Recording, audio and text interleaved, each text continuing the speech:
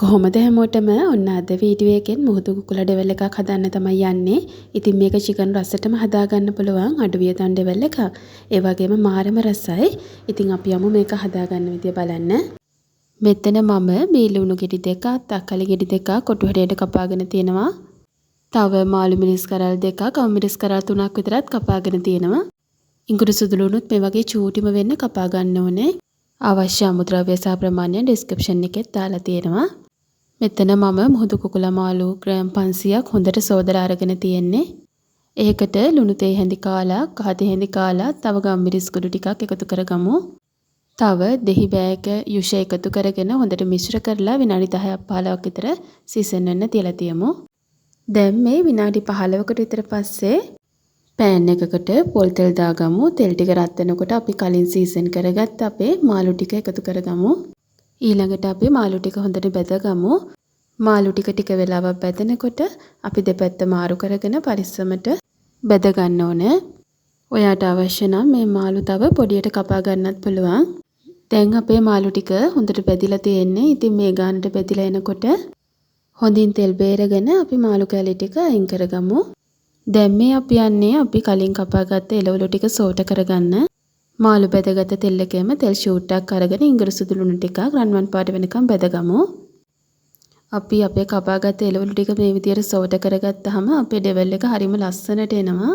ඉතින් රෙස්ටුරන්ට් එකේ හැදෙන්නෙත් මේ විදියට තමයි. ඉතින් ඔයා මේ විදියට අකමැති නම් ඔයාට පුළුවන් කපාගත්ත එළවලු ටික කෙලින්ම ඩෙවල් සෝස් එකටම එකතු කරගන්න.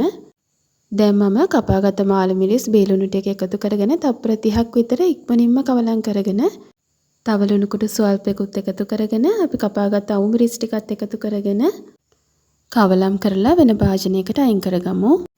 දැන් අපි ඩෙවල් සෝස් එක හදාගෙන අපේ ඩෙවල් එක හදාගන්න යන්නේ.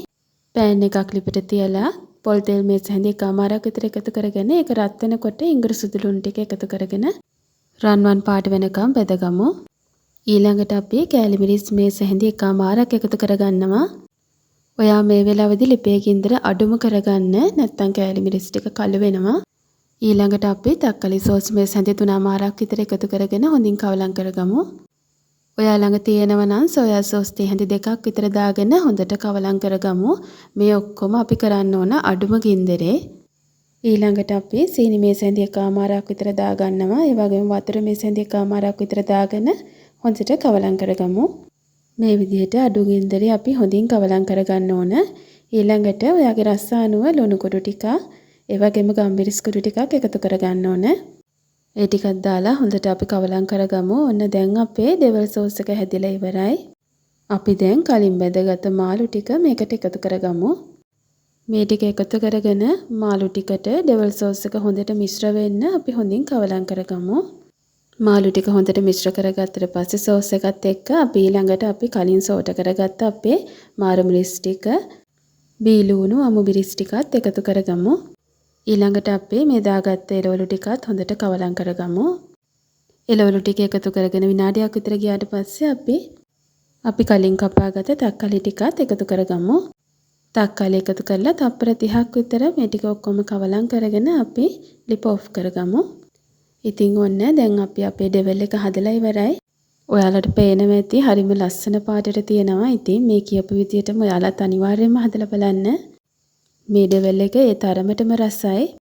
channel එක subscribe කරලා අපිත් එක්ක එකතු වෙන්න කියලා ආදරෙන් මතක් කරනවා.